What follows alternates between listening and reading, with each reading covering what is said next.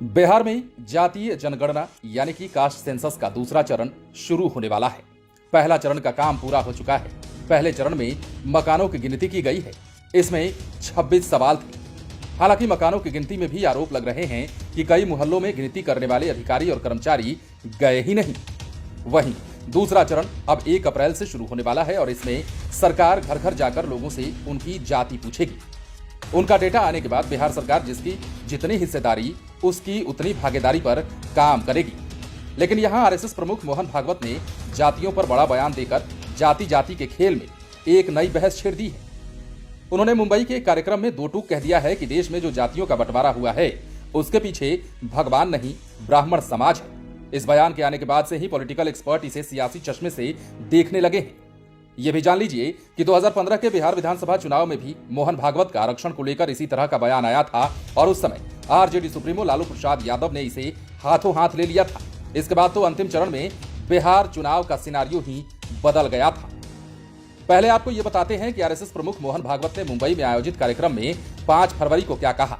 Media reports के अनुसार संत रोहिदास जयंती समारोह में उन्होंने कहा कि जाति व्यवस्था के लिए भगवान नहीं बल्कि पंडित जिम्मेदार हैं।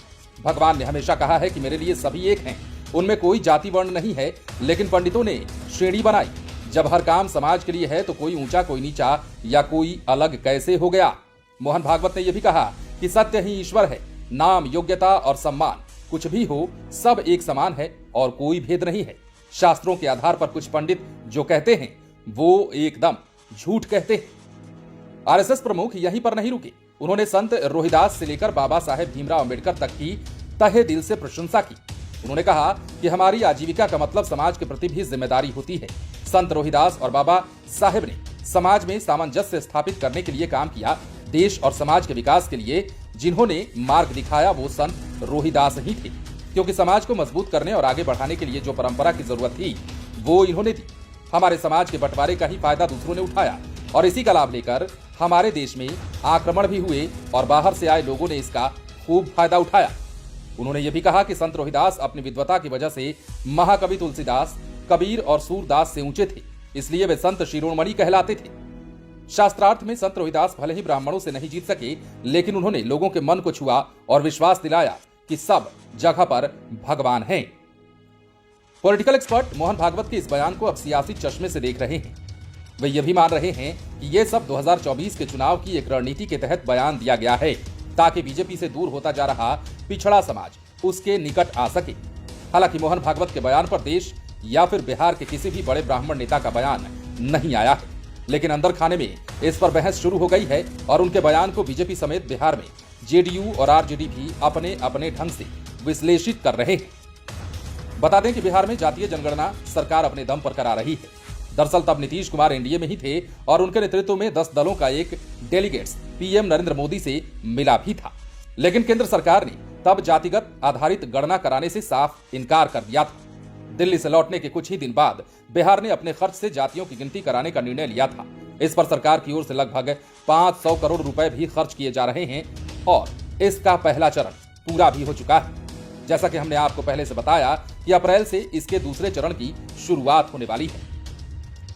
बात जो भी हो, लेकिन पॉलिटिकल एक्सपर्ट इसके फायदे अधिक गिनाते हैं और यही वजह है कि इसे लेकर लोगों में काफी उत्साह है। आम आदमी से ज्यादा तो नेताओं में खुशी देखी जा रही है।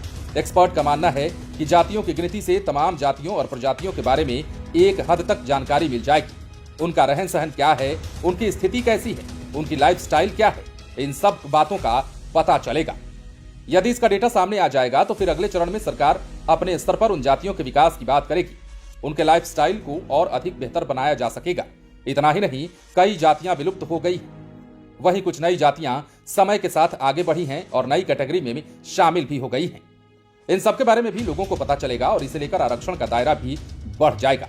बता दें कि पिछले कुछ दिनों से महागठबंधन के नेता बीजेपी पर आरोप लगा रहे हैं कि वो साजिश करके आरक्षण को खत्म कराना चाहती है। 2020 के चुनाव में इसी मुद्दे को उछाला भी गया था। इसे लेकर कभी लालू यादव तो कभी तेजस्वी यादव और कभी नीतीश कुमार आरोप लगाते रहते हैं और इस मुद्दे पर हर बार बीजेपी अलग पड़ जाती है। ऐसे में पॉलिटिकल एक्सपर्ट भी कहते हैं कि यह सच है कि कास्ट का फिगर सामने आ जाने से सभी जातियों को रेशियो के आधार पर आरक्षण का लाभ मिल पाएगा। ऐसे में अब आरएसएस प्रमुख मोहन भागवत का बयान कि देश में जातियों के बंटवारे के पीछे सिर्फ पंडित हैं, भगवान तो कभी बंटवारा किए ही नहीं, लेकिन पंडितों ने जातियों को कई टुकड़ों में बांट दिया। पॉलिटिकल एक्सपर्ट की माने तो जातियों की गिनती होने से ओबीसी कैटेगरी भी कई टुकड़ों में बढ़ जाएगी, जिससे स्टेट लेवल पर छोटी छोटी पार्टियों को लाभ मिलेगा। इससे बड़ा घाटा बीजेपी को ही होगा। देश की बात तो छोड़ दीजिए, पिछले कई वर्षों के डेटा के आधार पर कहा जा रहा है कि बिहार की राजधानी पटना जिले में लगभग 204 जातियां रह रही हैं। इनमें सबसे अधिक ओबीसी की 113 जातियां और उपजातियां हैं। इसी तरह एसटी की 32, पिछड़ा वर्ग की 30, एससी की 22 और सामान्य वर्ग की 7 जातियां और उपजातियां इसमें शामिल हैं। इसके अलावा जनजातियों में भी 9 उपजातियां हैं और ये हमेशा से आरोप लगता रहा है कि सरकार कुछ जातियों के साथ सौतेला व्यवहार कर रही है। ऐसे में जातीय जनगणना से ये पता चल पाएगा कि कौन जाति कितनी संख्या में है और उसे कितनी हिस्सेदारी की और अधिक जरूरत है। साथ ही अधिक आबादी वाले वर्ग की राजनीतिक शक्ति भी बढ़ेगी। लेकिन स्टेट लेवल की राजनीतिक पार्टियों की ताकत बढ़ने से बेशक बीजेपी की शक्ति घटेगी। ऐसे में वो शुरू से ही जाति आधारित गणना के विरोध में रही है। यह अलग बात है कि बात बिगड़ते देख बीजेपी बिहार में जातीय जनगणना के पक्ष में आ गई। हालांकि वो इसे जनगणना की बजाय सर्वे बता रही है। इतना ही नहीं, जातीय जनगणना को रुकवाने के लिए जनवरी से शुरुआती दिनों में सुप्रीम कोर्ट में याचिका दायर की गई थी, जिस पर कोर्ट ने सुनवाई से इनकार कर दिया। कोर्ट ने साफ कह दिया था कि याचिकाएं विचार करने योग्य नहीं हैं और याचिकाकर्ताओं को संबंधित उच्च न्यायालय का दरवाजा खटखटाने की जरूरत है। सुप्रीम कोर्ट ने यह भी कहा कि ये एक प्रचार हित याचिका है। सुप्रीम कोर्ट के इस फैसले से बिहार सरकार को काफी राहत भी मिली। बहरहाल आरएसएस प्रमुख मोहन भागवत एक बार फिर अपने बयानों को लेकर सुर्खियों में आ गए हैं। ऐसे ही बयान ने 2015 में बिहार की सियासत में हलचल मचा दी थी। तब मोहन भागवत ने आरएसएस के मुखपत्र पांचजन्य और ऑर्गेनाइजर में दिए इंटरव्यू में कहा था कि आरक्षण का राजनीतिक उपयोग किया गया है और सुझाव दिया कि ऐसी अराजनीतिक समिति गठित की जाए जो ये देखे कि किसे और कितने समय तक आरक्षण की जरूरत है। जब ये बयान आया था तब बिहार में विधानसभा का चुनाव चल रहा था। उस समय भी बिहार में जेडीयू और बीजेपी गठबंधन में शामिल थे और सभी दल एक बैनर के तले चुनाव लड़ रहे थे। लालू यादव ने मोहन भागवत के इस बयान को चुनावी मुद्दा बना दिया। जब रिजल्ट महागठबंधन के पक्ष में आया तो कई बीजेपी नेताओं ने माना कि मोहन भागवत के बयान से बीजेपी को लॉस हुआ है। तब पॉलिटिकल एक्सपर्ट ने भी माना था कि आरएसएस प्रमुख अक्सर कुछ न कुछ ऐसा बोल जाते हैं जिन पर न केवल विवाद हो जाता है बल्कि बीजेपी की भी फजीहत होती है। ऐसे में अब देखना दिलचस्प होगा कि इस बार का बयान बीजेपी से लेकर तमाम सियासी दल किस रूप में लेते हैं, क्योंकि इस बार तो मोहन भागवत ने जातियों को लेकर अपना ठीकरा सीधे ब्राह्मण समाज पर फोड़ा है और ये समाज बीजेपी का कोर वोटर माना जाता है।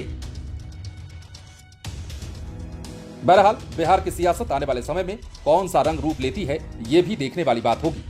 लाइव सिटीज के लिए पटना से राजेश ठाकुर की स्पेशल रिपोर्ट।